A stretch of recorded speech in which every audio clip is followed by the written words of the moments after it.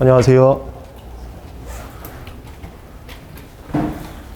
판례 강의 판서 씁니다. 필기는 우리 조교님이 또 조문특강처럼 해주실 거고, 그 다음에 판례 노트에 밑줄이 있습니다. 1차는 요 밑줄만 외우셔도 되는데 이것도 우리 조교님이 따로 정리를 해줄 거예요. 필기는 우리 변리사스쿨, 그 다음에 JHJ 그룹, 카톡방 여기에 다 올라갈 거고, 이 밑줄 자료도 변리사스쿨, JHJ 그룹, 카톡방 여기 올라갈 겁니다. 얘는 한글 아니면 워드 파일, 그러니까 파일로 올라갈 거고, 이건 저희가 칼라로 스캔해서 올려드리겠습니다. 그리고 가끔 뭐 필기나 밑줄에 오타나 이런 거 궁금한 거 있으시면 저한테 질문 주시면 제가 수정은 해드릴게요. 이거 전부 다 우리 같이 공부하는 친구들이 도와주는 거니까 그거 참고해서 보시면 됩니다. 그 다음에 판례 강의라는 게 특허법 입문에서도 말씀을 드렸지만 법을 사람이 만들다 보니까 예상하지 못한 약속 체계들이 많이 있어요. 빈틈이라고 합니다. 그 빈틈을 메꿔준 거를 판례라고 합니다.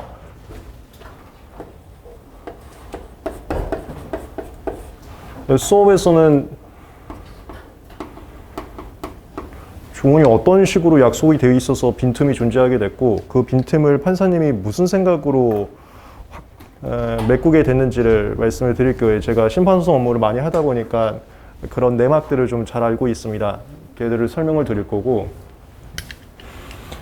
그 다음에 제가 판례 설명을 드릴 때 필요하면 사안도 좀 말씀을 드릴 거고, 결론을 이해하는 데 있어서 도움이 많이 되거든요. 근데 이거를 내가 그 판례 노트에 있는 실제 사안하고 똑같이는 안 하고 가끔 각색하는 거 있습니다. 여러분들이 알아듣기 쉽게 각색하는 경우도 있어요. 그거 오해하지 마시고.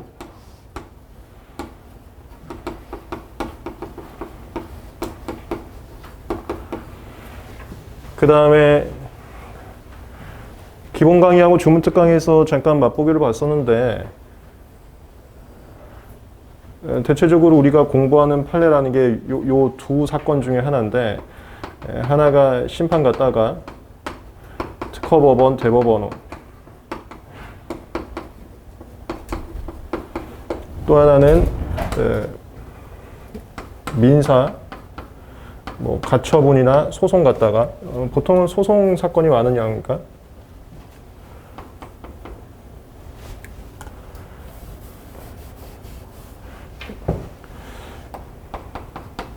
우리 뭐 지방법원이라고도 하는데,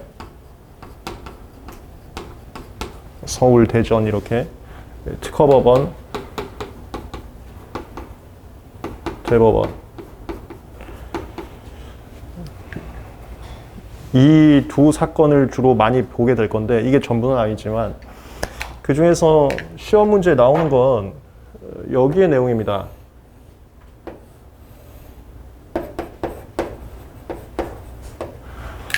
근데 저는 나중에 2차를 위해서 또는 저것처럼 만약에 뭐 소송하는 변리사가 되려면 그 현업을 위해서 판례에 대한 심층적 이해가 좀 필요해요.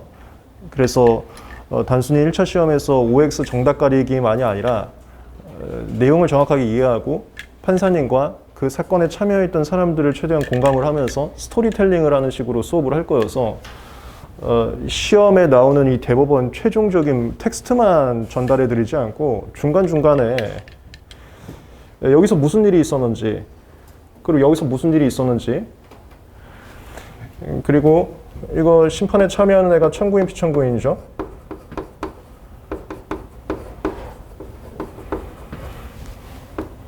피청구인은 뭐라고 얘기를 했었고 청구인은 뭐라고 얘기를 했었는지, 이것까지도 제가 소개를 좀 해드릴 겁니다. 이거 사안 소개할 때. 그 다음에 소송에서는 원고피고라고 하는데,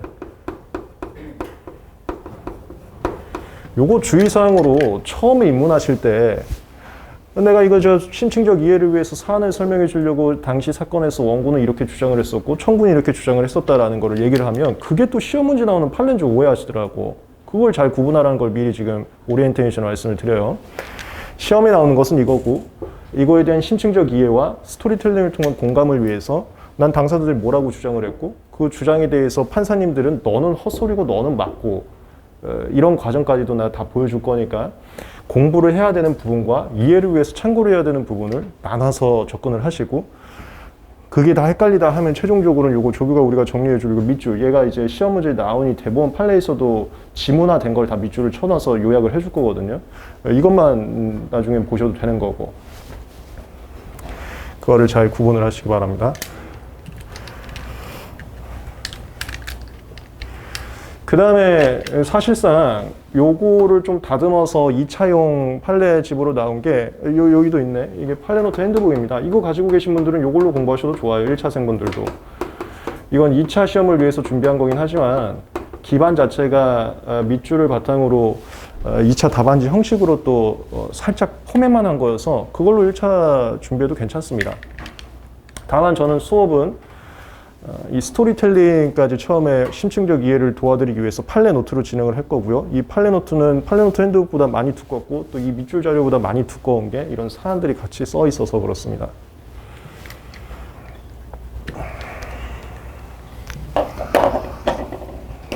그리고 마지막으로 하나만 더 죄송한 말씀을 드리자면 일단 우리가 또 공지를 드릴 건데 오늘 수업을 하고 내일은 휴강을 합니다. 그리고 다음 주에 수업을 할 거예요. 제가 내일 모레 월요일 날 특허청에서 수업이 쭉 있습니다. 세미나가 책임 심사관님이라고 고찬 심사님 승급 과정을 제가 교육을 매년 하고 있는데 제가 아침에 일어나지 않는 사람이에요. 그래서 일요일 날 하루 종일 자고 월요일 날 아침에 안 자려고 내일은 일단 휴강을 하고 그 다음에 또 이것도 죄송한데 오늘은 일단 프린트로 진행을 하고요. 그 다음에 다음 시간에 좋으면은 책이 나오고 안 되면 다음 시간 토요일까지는 프린트가 될 수도 있을 것 같아요. 지금 편집은 거의 다 됐는데 인쇄 과정이 좀 걸려서 일단 초반부는 프린트로 진행을 하겠습니다. 그래서 온라인 분들도 초반부에는 첨부 파일이 요거 우리 필기조교 필기 자료와 그 다음에 판례노트 첨부물 여기까지 들어갈 거예요. 이거는 우리가 수업 다 끝나고 아마 정리가 될 겁니다. 진도 나가겠습니다.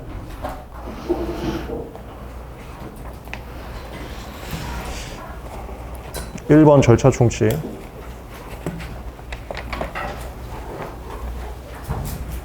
진도 순서는 기본 강의 조문 특강하고 똑같습니다. 파트 1 절차 총칙, 파트 2 거절 이유, 파트 3 출원과 각종 절차,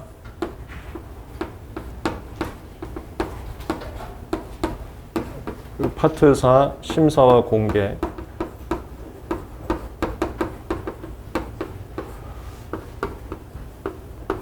파트 5가 특허권 실시권 질권, 파트 6 침해 실체, 침해금지 손해배상 신용회복 청구권 하는 거, 그 다음에 파트 7 심판 소송, 이걸 다른 말로 침해 절차라고도 했었고, 마지막 파트 8 PCT.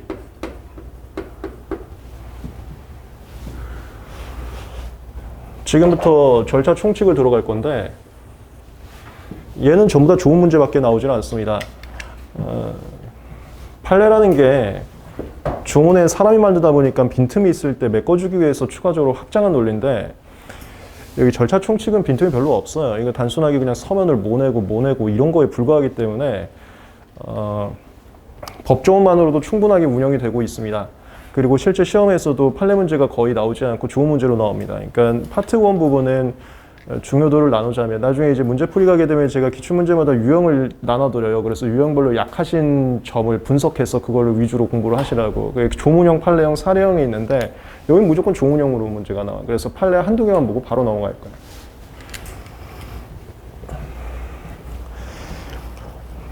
(1번) 판례는 이게 어떤 내용이었냐면 그래서 지금부터 내가 이제 소개를 할 때 경위들 소개하는 거에 같은 조심해요. 내가 뭘 외워야 되는 건지, 뭐 청구인의 주장, 피청구인의 주장, 원고의 주장, 피고의 주장 이런 걸 외우면 안 되는 거야. 그거는 공감을 하고 당시 사건들에서 저 같은 변리사들이 그런 주장도 하고 그런 주장도 하고 나중에 현업이 되면 그렇게 말장난을 하는구나 이렇게 넘어가야 되는 거지. 외우는 것은 최종적인 판결문이에요. 네, 각색을 살짝 좀 합니다. 이게 이제 1번의 로마자 1번이지.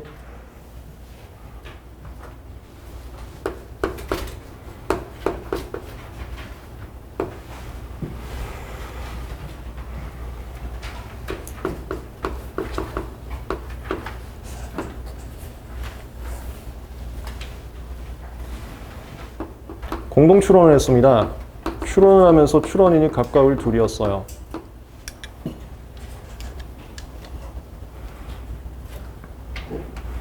심사 청구도 했습니다. 심사 결과 특허청에서 거절료 통지를 했습니다. 그리고 지정기간을 줬고요. 여안에서 보정서를 제출했습니다. 이게 을이 제출했어요. 근데 얘네들이 이민을 잠깐 가갖고 을이 보정서를 제출할 당시에는 한국에 없었던 애긴 합니다. 요 시점에서는 제외자였어. 다만 보정서에다가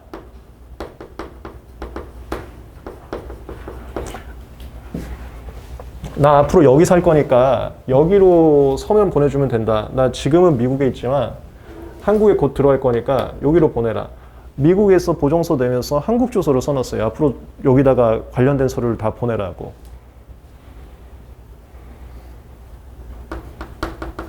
당신은 제외자였었고 보정서를 청구해도 극복되지 않았다고 해서 거절 결정을 합니다. 요 라인들은 이제 기본강의 조문특강까지 다 됐으니까 어느 정도 이해가 되겠죠. 거절료 통지하고 극복되지 않으면 거절 결정한다. 거절 결정을 하면 사실 이것도 조문특강에서 우리가 되게 상세하게 했었네요. 심사관님께서 거절 결정을 하면 특허청장님께서 그 거절 결정서를 송달을 해주고 그러면 출원인 측에서 그거를 받게 되면 받은 날부터 30일 이내 불복을 할 수가 있었어요. 뭐 재심사 청구를 하든 거부심을 하든. 심사관님께서 거절 결정을 하고 특허청장님 통해서 송달을 하려고 하는데 이걸 갑의 주소지로 한번 송달을 시도를 합니다. 거절 결정서를. 근데 갑이 처음에는 여기 한국에 어떤 집을 써놨었는데 방금 제가 말씀드린 것처럼 출원하고 나서 그 미국으로 가버렸어요. 그래서 그 주소지를 찾아갔더니 갑이 살지 않는다고 된 거지. 그걸 송달 불능이라고 하는 거야. 송달을 시도했지만 이게 불능이 되자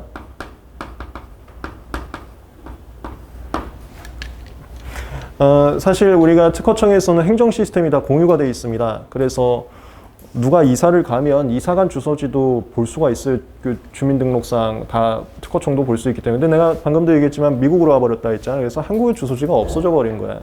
그래서 어디로 보내야 할지 모르겠다. 뭐 온라인도 안 되고 공송달해 버렸습니다.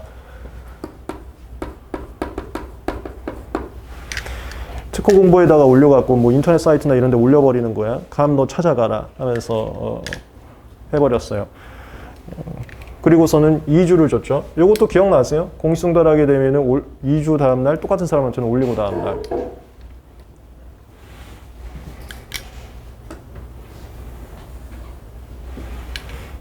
근데 갑가을은 이게 공시송달이 된 것을 정말 나중에 알게 된 거야. 그래서 2주 한참 지나고 그리고 2주 다음 날이 되면 이제 받은 날이 되는 거거든. 그때부터 30일이 잡히는데 이것도 지나고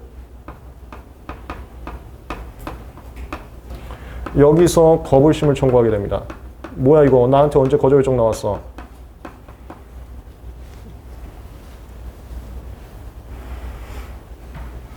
그러자 심판에서 각하를 해버려요.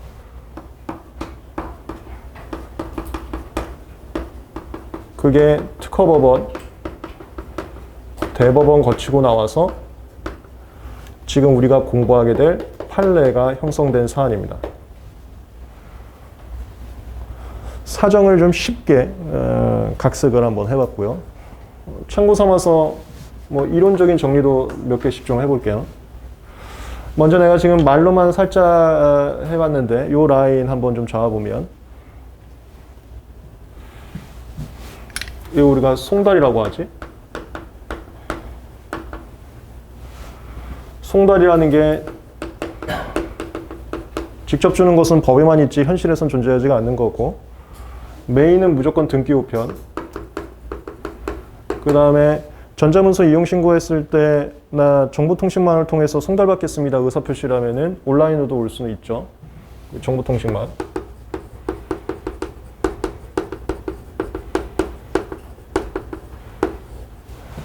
그 다음에 직접 받건 우편을 받건 온라인으로 받건 받은 게 아니라 안 받았는데도 받은 것으로 간주해버리는 거. 이게 무조건 시험 문제 많이 나오는 거거든. 그걸 공시송달이라고 하는 거예요. 그래서 요번에 월말 모의고사도 봤지만 주문특강도 끝났고 해서 가볍게 한번 리마인드도 해보자면, 직접 받은 것은 받은 날 송달의 효력이 발생하고요. 우편으로 받는 것도 받은 날 송달의 효력이 발생하는데, 예외 같은 거 몇 개 있었지? 저 기억나세요? 예외가 한 2가지 정도 외워야 되는데, 첫 번째가 제외자한테 항공등기 우편으로 보게 되면 보낸 날에 받은 것으로 간주했고, 그 다음에 정당 이유 없이 받기를 거부하면 또 보낸 날에 받은 것으로 간주하는 거. 이게 다 조문특강에서 정리했었고 뭐 모의고사도 나왔을 수도 있는데요. 그 다음에 온라인 같은 경우는 이건 내 메일처럼 온다 그랬어. 그래서 그거 클릭해서 다운로드 받고 공인인증서 로그인까지 해야 되거든. 그걸 확인한 때라고 표현을 해놨습니다. 법조문에서. 확인한 때 내가 받은 게 되고, 공시가 내가 방금 얘기했네. 이게 2주 다음 날, 그리고 똑같은 사람한테는 올리고 다음 날. 송달의 효력이 발생합니다. 이 내용이 내가 여기서 얘기한 거야. 갑한테 공시하고 2주라고 쓴 게 이거야. 그리고 다음 날을 내가 받은 날로 해놨지, 이게 2주가 지나서 받은 거에 효력이 발생했다고. 그 다음에 이건 뭐 하여튼 저 잘 정리해야겠네. 네, 여기다 할게. 이건 너무 많이 했다.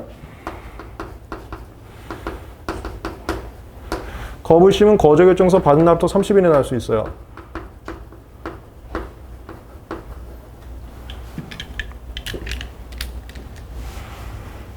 그 다음에 연장할 수는 있어. 근데 이런 거 시험 문제 나오거든. 연장은 자동 연장은 안 돼. 내가 연장을 청구를 하던가 특허청에서 직권으로 연장을 해주던가 액션이 있어야 연장이 되지, 어떠한 액션도 하지 않으면 자동 연장 이런 거 없습니다. 근데 참고로 이거 나중에 우리 김영남 변리사하고 이제 상표가 오늘 종가한 거예요? 내일 종가. 그러면 이제 상표하고 나중에 잘 구분해야 되는데, 우리 특허에는 자동 연장이 하나밖에 없어. 그게 특허료 납부야. 특허료 납부가 6개월 추가 납부 기간이 자동으로 주는 거거든. 상표에는 그것도 없어, 치사하게. 그런 거 나중에 비교하면서 시험 문제 잘 나옵니다. 이거 알아두세요. 자동 연장 같은 거 안 돼. 그래서 내가 지금 30일만 하는 거야. 얘네들이 아무 액션을 안 취했다고. 그리고 요거 이제 우리 판례 강의하면서 할 거야. 심판 단계에서 방식이라는 게 심판 청구서 각하 결정하고 각하 신결 2가지가 존재한다 했어요. 그 중에서 심판 청구서 각하 결정은 46조하고 거의 비슷하다고 했어. 심판 청구서에 쓸 거 안 쓰면 그렇게 나온다 했지.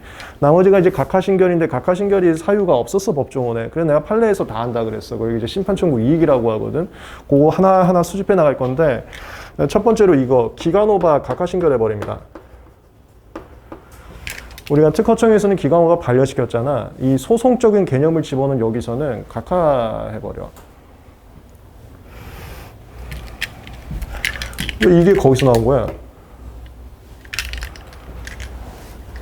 심판 단계에서는 심판관님이 생각하시기에는 공시송달 2주 지나면 받은 거에 효력이 나오고, 받은 것부터 30일 지났고, 그 다음에 직권이건 청구건 연장한 적 없고, 다 지났네. 다 지나서 거부심 청구했으니까 기간 오바다 해서 각하 신결을 한 사안이에요. 그리고 내가 주의하라는 게 이런 거야. 이것은 심판관님이 생각하신 거고, 이거를 시험 문제 푸는 식으로 OX를 하면 안 되는 거고, 판례는 이제 다른 얘기하거든. 알겠죠? 그게 내가 여기 그려놓은 거야. 내가 얘기하는 스토리텔링에 있어서 다 구분을 하고 뭘 외워야 될지를 잘 잡아라.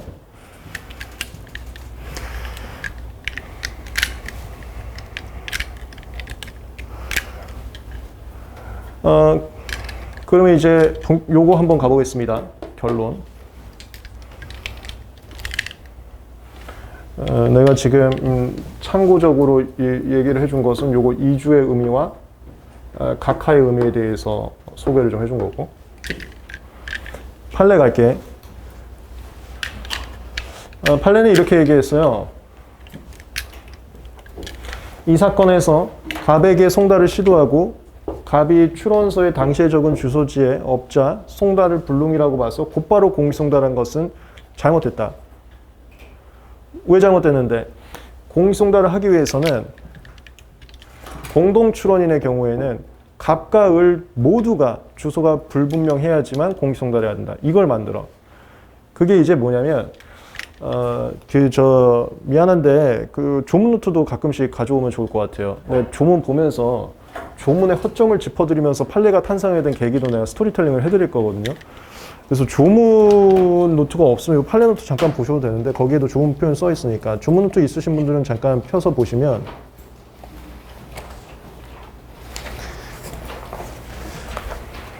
이런 걸 이해하면 판례가 뭔지가 이해가 되거든요.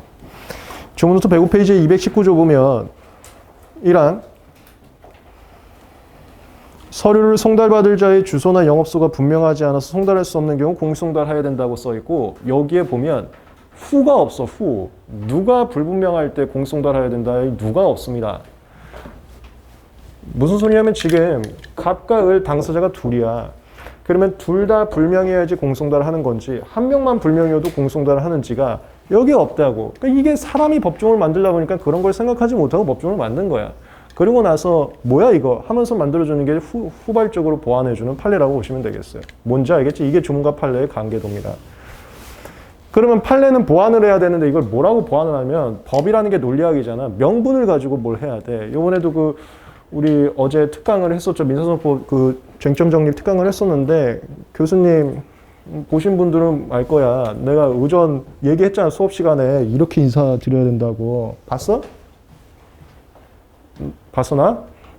그래 그렇게 해야 돼 사회생활.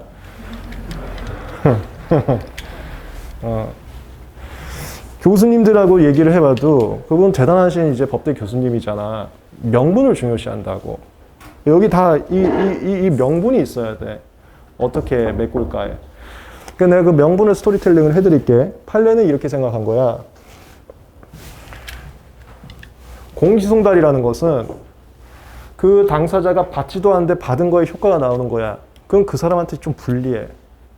하지만 그 사람이 끝까지 안 받으면 나 이거 기본 강의에서도 했었어. 제3자가 불리해져. 제3자가 왜 불리해지냐면 얘네들이 받아야 받은 앞서 30일이 생기는 거고 이때까지 불복을 하지 않으면 거저 일정이 확정돼서 출원이 죽어버려서 누구나 모방할 수 있는 상태가 도출되는 거 아니야.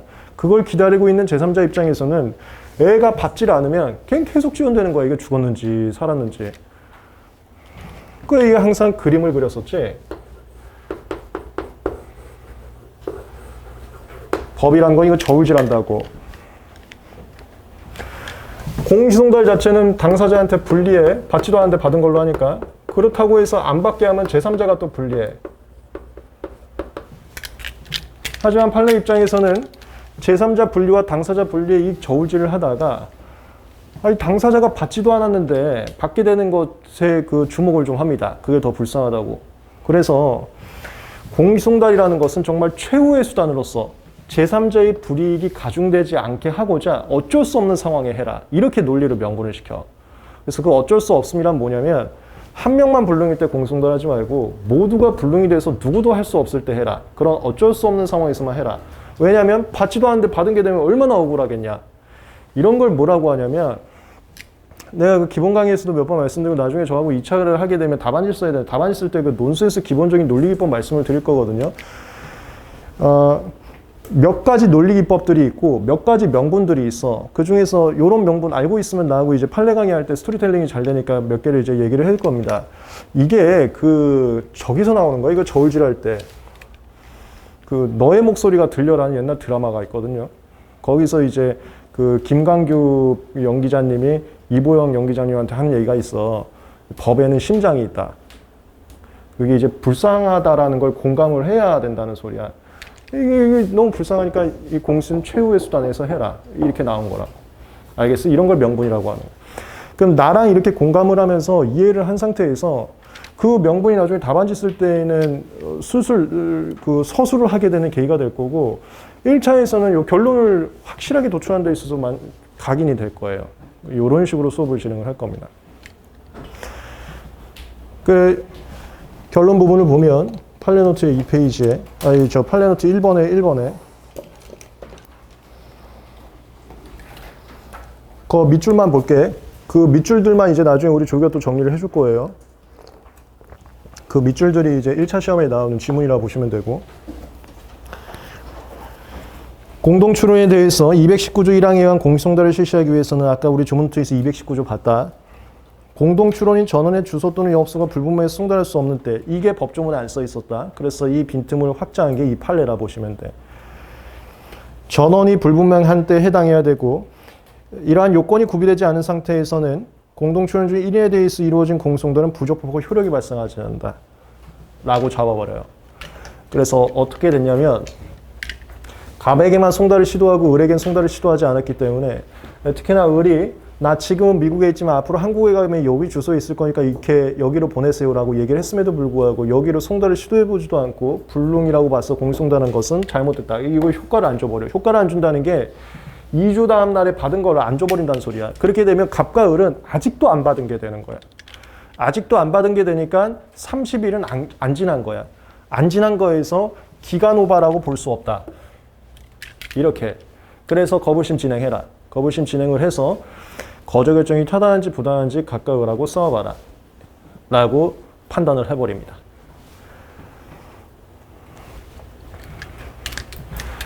그 다음에 이제 또 갈게. 이렇게 돼버리면 이거 심판관이 각하했는데 이분 입장에서는 열받잖아. 나하고 다르게 갔잖아. 그럼 이분들 입장에서도 뭐라고 할 거 아니야. 그렇게 하지 말라고. 내가 맞다고. 공송달 특허청에서 한 거 맞다고 뭔가 얘기를 하셨을 거 아니야. 그런 주장들이 또 여기 판례노트에 수록이 돼 있어요. 그런 것들 내가 또 하나하나 좀 잡아드릴게. 그리고 이런 걸 잡을 때 또 이걸 조심하고, 누가 무슨 주장하고 누가 무슨 주장하는 것은 시험 문제 출제되는 게 아니고 최종적인 결론만 좀 알아셔야 되는데, 나는 좀 자세한 내막을 여러분들 이해를 시켜드리기 위해서 심층적으로 많이 하다 보니까 언급들은 나오게 된다. 구분은 잘해라. 몇 개 해볼게요. 근데 이런 것들을 하다 보면 되게 재미를 많이 느끼시거든. 그럼 성공이야. 그럼 무조건 특허는 시험 문제 잘 보게 돼. 일단 첫 번째 문장 한번 공감을 시켜드릴게요. 특허법 219조 1항에서 공식송달 사유로 들고 있는 주소 또는 영업소가 불분명해서 송달할 수 없는 때라 함은 송달을 할 자가, 이 송달할 자가 여기서는 이제 특허청 쪽입니다. 특허청장님이셨죠. 선량한 관리자의 주의를 다해서 송달을 받아야 할 자의 주소 또는 영업소를 조사했으나, 이게 내가 사람이라면 할 수 있는 선에서 다 해봤으나 이런 소리야. 선량한 관리자라는 단어가 어색한 표현이긴 한데 법적으로 많이 쓰는 단어예요. 민법에서도 많이 봤을 거야. 선량한 이게. 주소 또는 영업소를 조사했으나 그 주소 또는 영업소를 알 수 없는 경우를 말하는 것이고, 여기까지는 공감하시면 됩니다. 그 다음에 한편 특허법 11조 1항에 의하면 이 이상이 특허에 관한 절차를 밟을 때는 같은 항 각호 1에 해당하는 사유를 제외하고는 각자가 전원을 대표한다고 되어 있어서 거절정 등본의 송달도 공동추론 중 1인에 대해서만 하면 전원에 대해서 효과가 발생한다고 할 것이지만, 이게 왜 나왔냐면 이런 거 잠깐 소개를 해드릴게.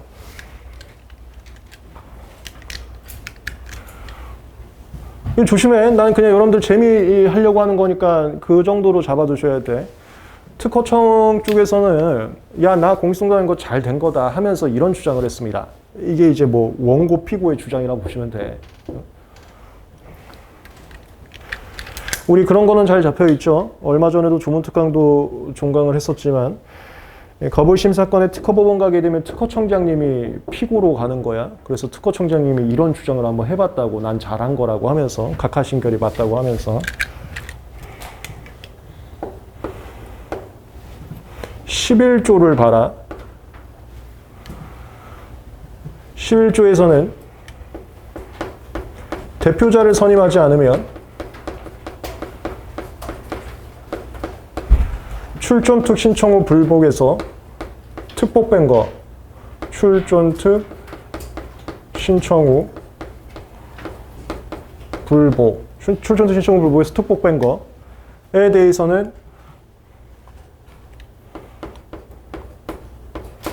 각자 대표한다고 돼 있지 않냐.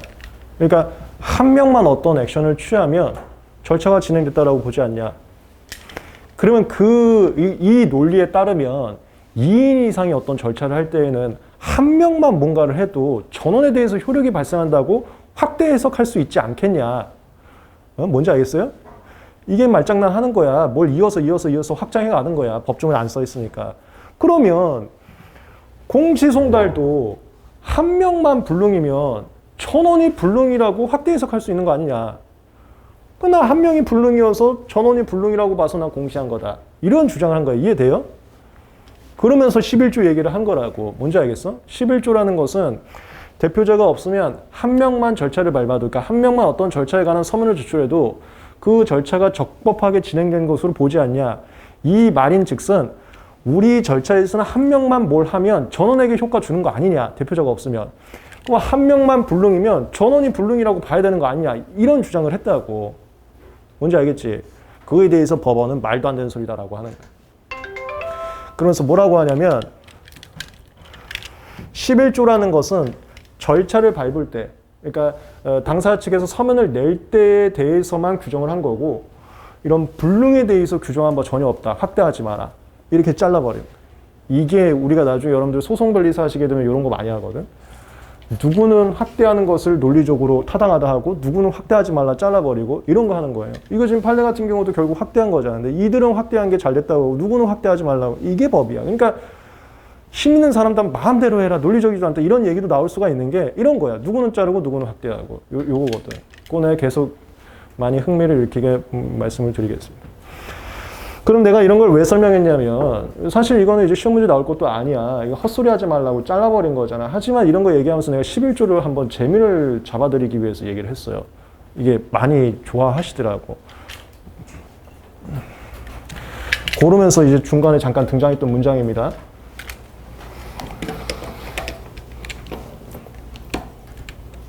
그래서 내가 다시 한번 읽어볼게. 11조 1항에 의하면 이 이상의 특허에 관한 절차를 밟을 때는 각호 1에 해당하는 사유를 제외하고 이게 출전투 신청 후 불복에서 특복 빠진 거거든. 그걸 제외하고는 각제가 전원을 대표한다고 되어 있어서 거절증 등본 송달도 공동출을 1에 대해서만 하면 전원에 대해서 동일한 효과가 발생한다고 하지만 이러한 법리는 1인에 대해서 송달은 다른 출원에게도 송달 효력이 발생한다는 거지 불능을 다른 사람도 다 불능으로 효과를 주겠다는 소리는 아니다 하면서 잘라버렸다고.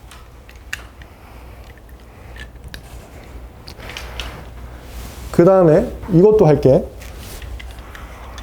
이번 얘기는 뭐냐면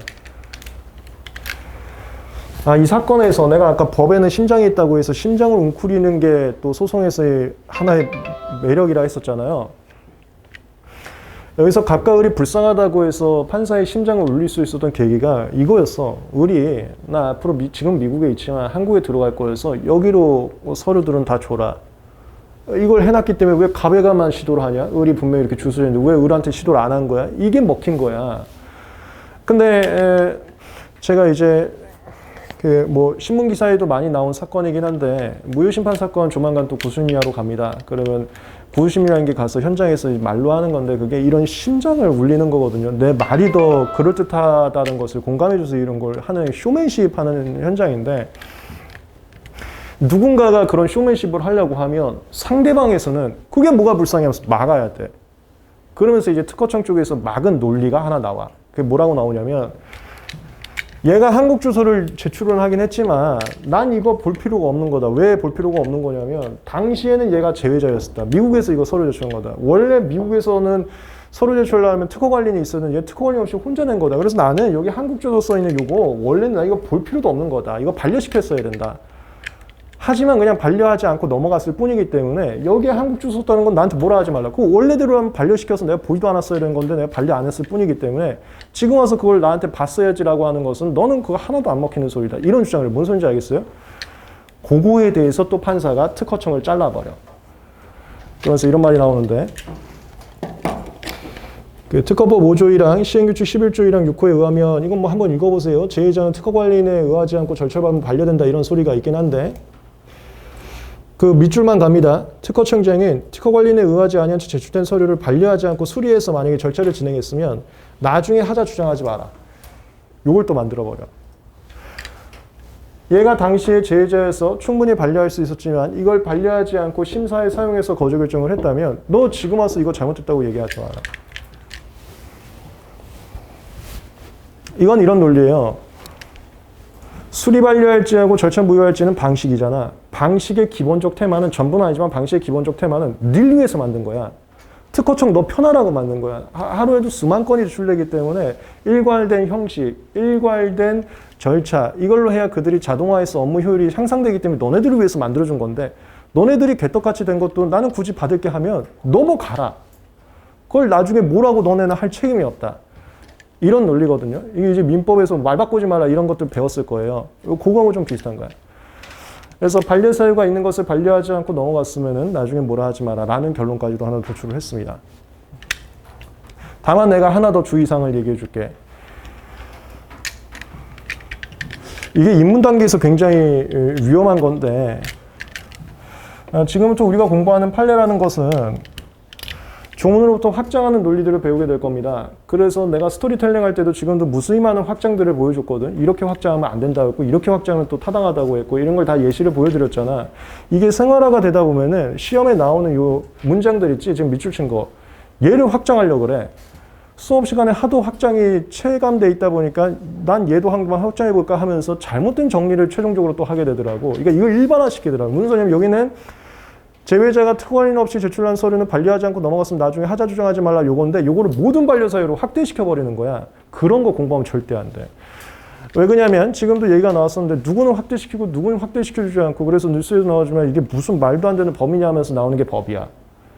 항상 모든 게 논리적으로 해서 정확한 정답이 나오지가 않거든. 그래서 확장은 절대 여러분들은 하시면 안 돼. 그러면 시험 문제 다 틀리게 돼. 수업 시간에는 내가 제시한 확대만 공감을 하되 여러분들은 확대하려고 하지 마세요. 입문자 단계에서는. 나중에 2차 정도 가게 되면 입문 단계를 벗어나게 되면 저하고 이제 자유토론하면서 그때 좀 확대를 해보고 물론 변리사가 되면 엄청난 확대를 해야 돼. 무슨 소리냐면 변리사가 되면 기존 판례나 기존 법도 바꿀 수 있을 정도로 아주 창의적인 존재가 돼야지 되는 변리사가 되거든요. 그건 나중 일인 거고. 공부할 때 주의사항도 좀 말씀을 드렸습니다. 거기에 2번 사안이라고 써 있는데 이건 간단하게 읽어보고 싶은 사람은 읽어보고 나는 그냥 굳이 관심 없는데 하면 안 읽어봐도 돼. 2차 시험에서는 이 사안을 가지고 문제를 출제합니다. 교수님께서. 그래서 2차에서는 사안도 좀 알아놔야 돼. 그래야 문제 보자마자 아, 그 판례인가 보다 하면서 답안지를 쓸 수가 있거든. 근데 1차는 객관식이기 때문에 사안으로 문제를 출제할 수가 없습니다. 그냥 이건 밑줄 하나밖에 나오지 않기 때문에 당장 내가 좀 시간이 부족하고 한다 하면은 사안은 안 봐도 괜찮아요. 호기심 있는 분들만 한번 읽어보셔도 충분합니다. 그 다음에 3번은 원심 판결이라고 써 있는데 얘 입장에서 원심을 얘라고 하는 거야. 또 얘 입장에서 원심을 또 얘라고 하는 거야. 그래서 전 단계에서의 어떤 판단인지를 얘기하는 거거든. 이건 일단 첫 번째 시험 문제에 나오는 게 아니야. 시험 문제는 이거 대본만 나오는 거야. 근데 내가 왜 넣냐? 참고하라고. 무슨 얘기들이 있었는지를 하면 좀 더 흥미로울 수 있거든. 그래서 밑줄 쳐진 거 빼고는 안 읽어도 돼. 근데 내가 호기심이 생긴다면 편하게 한번 읽어보고.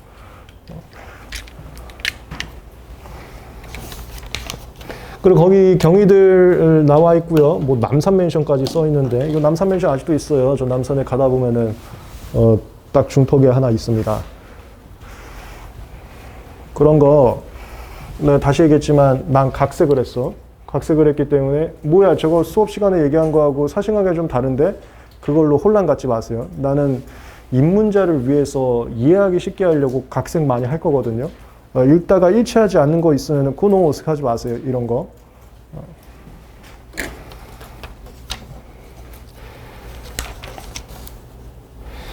그 다음에 4번 넘어가면 참고 내용이라고 내가 아주 못 박아놨습니다. 입문 단계에서 조심하시라고. 이게 요 내용이었었거든. 여기. 반려하지 않고 넘어갔으면 나중에 뭐라고 하지 마라. 이것은 특허관리 없이 제외자가 제출한 경우에 한정해서만 외우셔야 되고 모든 반려 사유로 확대하시면 절대 안 된다. 그게 법 공부의 철칙이다. 그거 참고 내용에다 잠깐 좀 써놨습니다.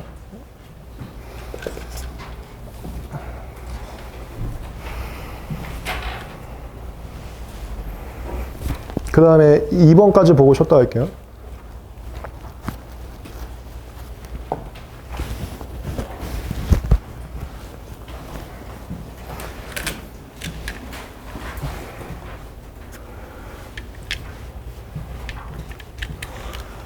방금 전에 얘기를 했었는데 11조라는 조문은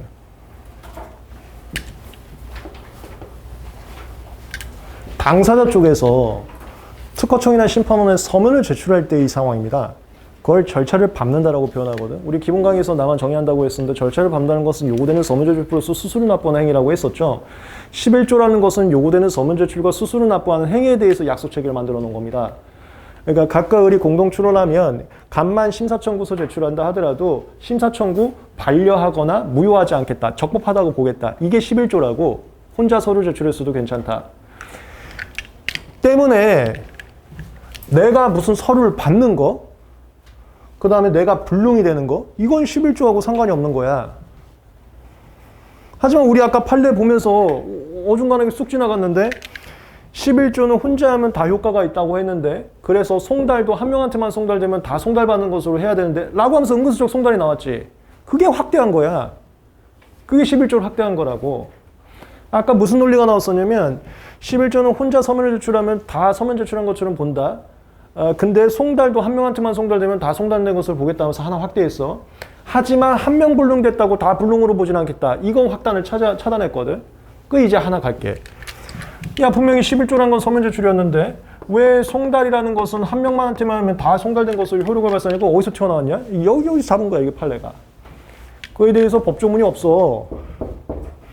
무슨 소리냐면 내가 이건 조문 안 볼게. 거불심이란 건 받은 날부터 30일이거든. 이때 이 받은 사람의 후가 또 없어. 후. 누가 받은 건 내가 없다고. 그래 또 판례가 만들었어. 그 만든 걸 이용해서 거기다 집어넣은 거야. 아까 거기는 11조가 아니고 11조는 있고 이런 판례도 있는데 이 불능까지는 그렇게 안 보겠다. 그런 거였거든. 그래서 이 판례 어떻게 가냐면 뭐 받은 날부터 30일 뭐 이런 거 있을 때 받은 날에 이 받은이란 주체는 누구냐면 이것도 이렇게 하는 거야. 당사자하고 제3자 줄다리기 하면서 제3자가 너무 기다리면 안 된다. 어떻게 하냐면 당사자하고 대리인 중 아무나 제일 먼저 받은 사람부터 받은 날 잡아. 그게 어떻게 되는 거냐면 이따가 사안 하나 보여줄게. 막 예를 들어서 갑이 오늘 받아, 을은 내일 받아, 대리인은 내일 모레 받아. 그럼 오늘부터 30일이야. 뭔지 알겠지? 뭔지 알겠어요? 갑이 받은 날부터 30일, 을이 받은 날부터 30일, 대리인이 받은 날부터 30일. 하나의 절차에 대해서 각각 기간을 줄 수는 없잖아.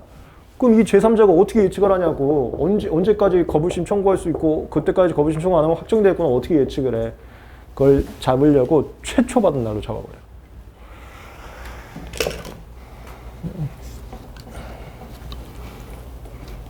이번에 내가 밑줄을 안 쳐놨는데 그거 이따가 1-1번에 다시 있긴 하거든요. 2번에 잠깐만 읽어보면 11조 1항에 의하면 이 이상의 절차를 밟을 때는 각후 1회에 해당하는 사유 제외하고는 전원이 대표한다고 돼 있는데 그래서 대표자 선정하지 않으면 거저결정 송달은 한 명만 받으면 전부 받은 걸로 효과가 본다고 해라. 이게 제일 먼저 받은 날부터 30을 잡겠다는 소리야.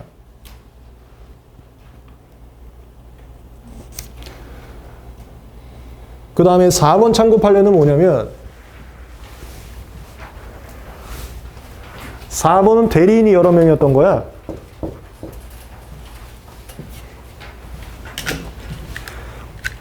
이거 11조하고 똑같은 거 있지? 그게 구조거든? 개별 대리. 대리인이 여러 명이면 대리인 각각 혼자 서면 제출해도 그거 절차 적법하게 보겠다. 그러니까 반려되거나 무효되지 않겠다. 11조하고 똑같은 거잖아. 그게 2인 이상이 당사자, 2인 이상이 대리인이 있을 때 한 명만 해도 된다. 그 얘기잖아요. 송달도 둘 다 같이 확대. 송달도 대리인이 2인 이상이면 그 많은 대리인들 중에서 제일 먼저 받은 날부터 받은 날부터 30일 잡습니다. 그래서 결론을 잡자면 출원인과 대리인 여러 명 중에서 제일 먼저 받은 날부터 30일이 카운팅 돼요. 그리고 이건 여담으로 특허청이나 법원이나 이런 데서는 당연히 당사자한테 어떤 서면을 보내주기 전에 대리인한테 먼저 줍니다. 그래서 보통은 대리인 있으면 대리인이 먼저 받아요. 근데 이걸 싸워. 대리인들 중에서 이건 지금 저 공개 샘플 강의에서 내가 더 자세한 얘기는 할 수는 없는데 옛날에는 대리인 중에서 제일 첫 번째로 기댄 사람인지 아니면 제일 마지막으로 온 사람인지 그 사람한테만 보내줬거든요, 서면을. 이게 이제 본인한테 둘 다 이쁨 받고 싶은데 왜 누구만 이거 받아갖고 이렇게는 많이 싸웠거든. 특허청에 다 보내달라. 막 그런 것도 있긴 있었어요. 어쨌건 잘 아실 것은 제일 먼저 받은 날부터 카운팅이 시작된다. 그렇게. 4번 참고관리 이건 민사소송이었었는데요. 그 밑에서 둘, 넷, 여섯, 일곱 번째 줄 보면 소송 대리인 중 1인에게 최초로 판결문 송달됐을 때부터 발생한다. 이거 소송은 판결문 받은 날부터 2주 이내 불복할 수 있거든. 그 받은 날부터 2주란 카운팅은 언제냐? 대리인들 중에서 제일 먼저 받은 날부터 2주라.